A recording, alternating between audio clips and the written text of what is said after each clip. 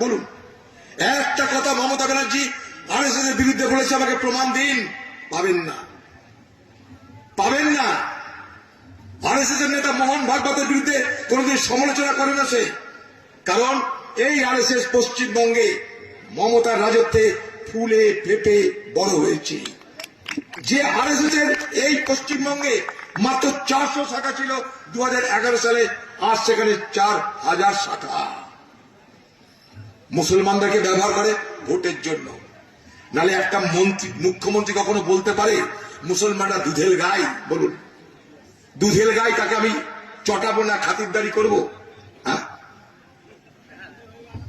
পশ্চিমবঙ্গে পুরস্কার দেওয়া হয়, বঙ্গশ্রী পুরস্কার দিচ্ছে যারা পশ্চিমবঙ্গকে ভাগ করতে চায়। অনন্ত মহারাজ পশ্চিমবঙ্গে ভাগ করতে চাই, যারা গ্রেটার কুচবিহার বানাতে চাই, কামতাপুর রাজ্য